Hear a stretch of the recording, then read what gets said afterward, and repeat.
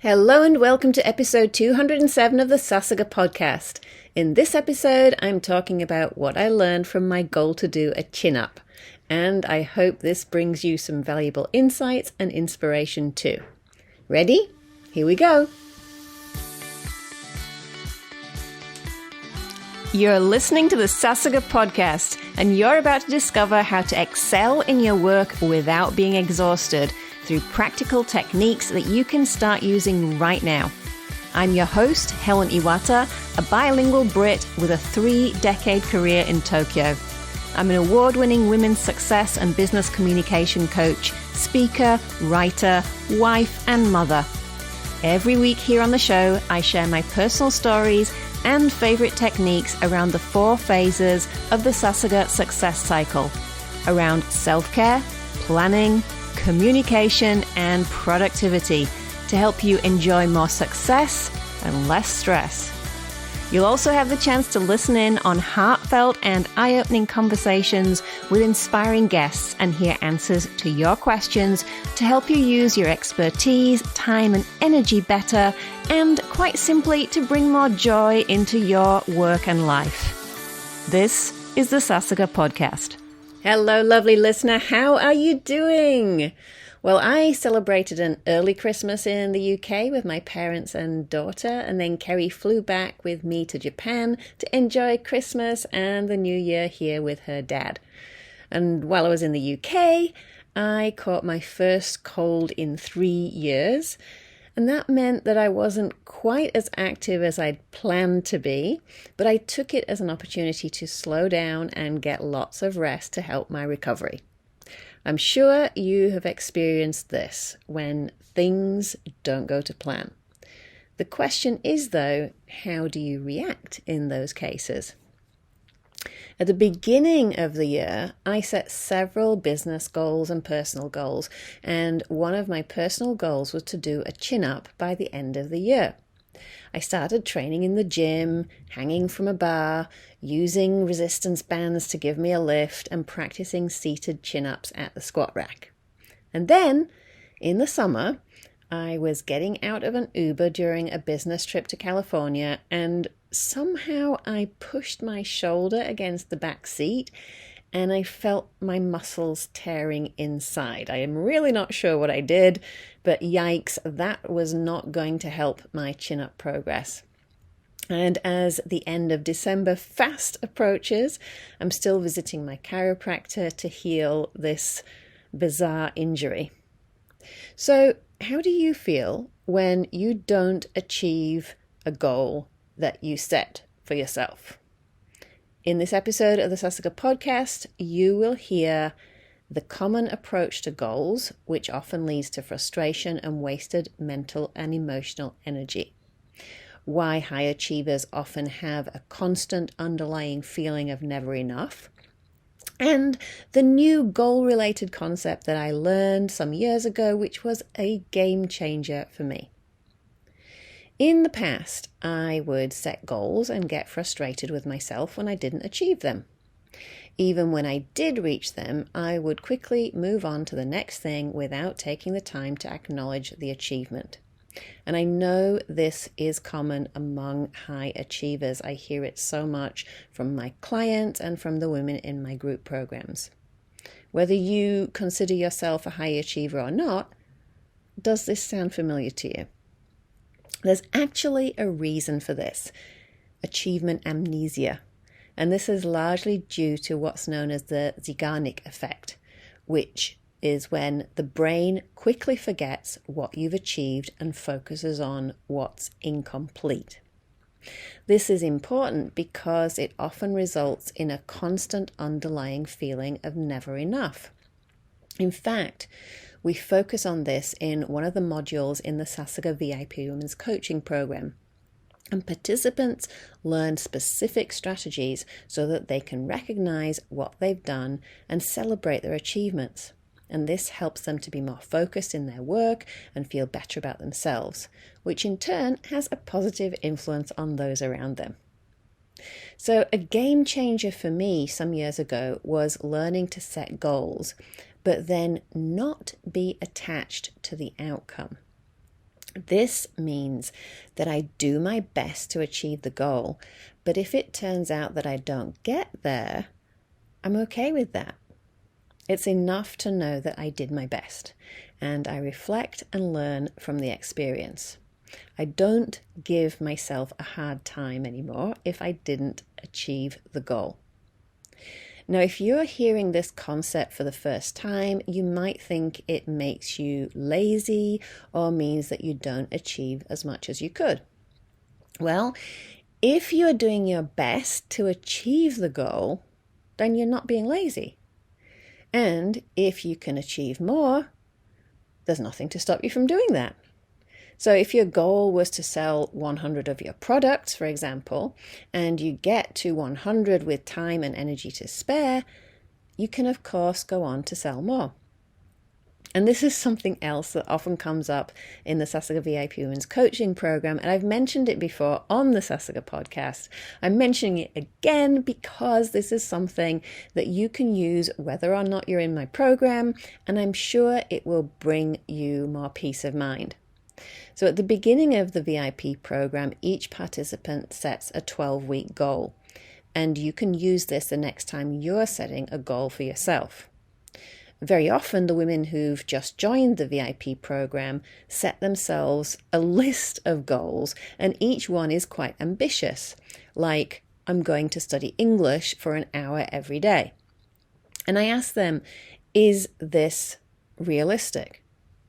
I'm sure you've experienced for yourself that some days things just don't go to plan. So then maybe they say, I'm going to study English for an hour, 5 days a week. And again, I'll question them. And this back and forth continues until they realize that it's actually fine to set a very small goal, something like 5 minutes per day, 3 days a week, or even less at first. And that's because they can always do more if they have time and energy to spare. I firmly believe in starting by setting yourself up for success by making your goals easier to achieve. Less effort, more impact. And then the next stage is to set bigger goals. But, this is the key, without being attached to the outcome, as I mentioned.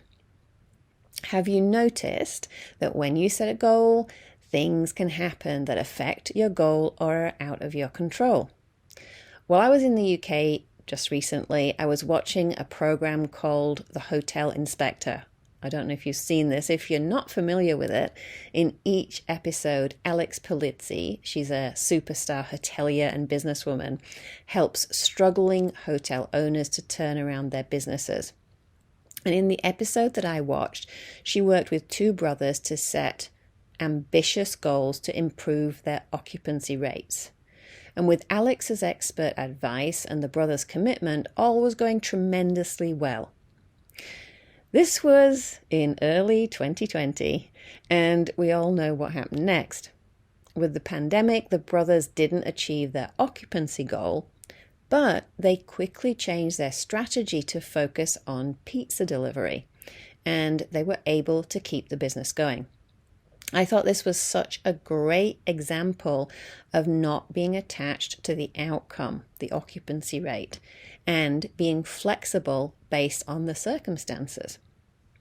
The best thing about this approach is that it stops you from wasting your mental and emotional energy giving yourself a hard time. You can then use that energy in more productive ways. And as I always say, consider the impact on those around you. So this could be the impact on your colleagues or your family or your friends. How are they affected when you're frustrated or upset? And conversely, how are they influenced when you've learned from a situation and you're moving forward with a positive attitude? So, what I have learned through my goal to do a chin-up is, number one, when the unexpected happens, I accept that and continue to do what I can. And number two, looking back, I could have been more committed to my gym routine because there were times when I gave myself an excuse for not going.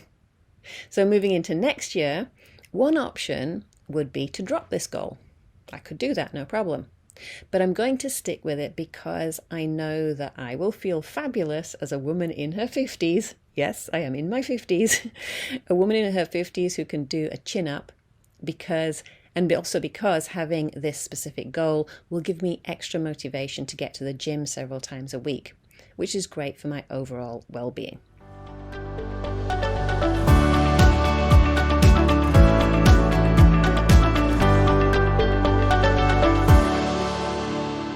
Just before we recap, I've mentioned a couple of times in this episode the Sasuga VIP Women's Coaching Program.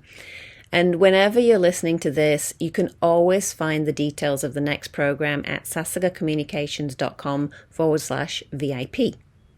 If you're listening to this around the time of release, and maybe you've been interested for a while in the Sasuga VIP Women's Coaching Program and what it can do for you, now is a great time to apply, especially if you want to get the early bird bonus of complimentary access to my popular self-study Speak Like an Expert online course, so that you can start to speak more clearly, confidently, and convincingly right from your next presentation or meeting, and especially if that's in English. I know that this is something that many of you want on top of all that the VIP program brings to you. So hop on over to sasugacommunications.com/VIP to give yourself the opportunity that you deserve. The early bird bonus deadline is December 29th, and the VIP application deadline is January 7th. And in case you didn't know, VIP stands for Very Important Person. And you are the most important person in your life.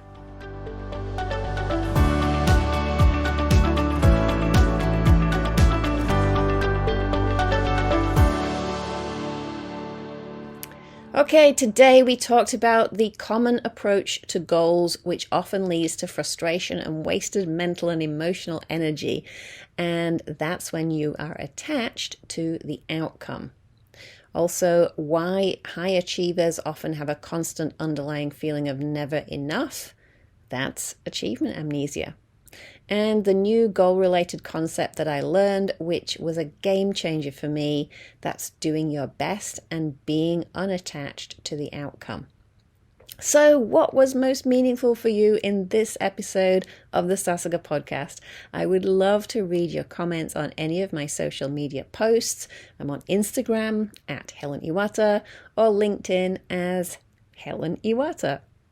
You can find today's show notes at sasugacommunications.com/207, of course, with a link to find out more about the next Sasuga VIP Women's Coaching Program, as well as suggestions for further listening on related topics. Thank you so much for listening. Make it a brilliant and joyful day, doing your best without being attached to the outcome.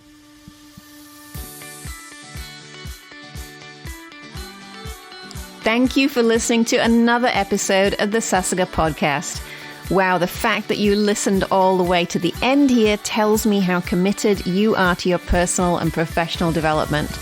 If you enjoyed this episode, I invite you to tell your friends or colleagues about the Sasuga podcast. Spread the tips and the joy. Help to make everybody's lives better. And you may even like to rate and review the Sasuga podcast in your favorite podcast player to help others find it.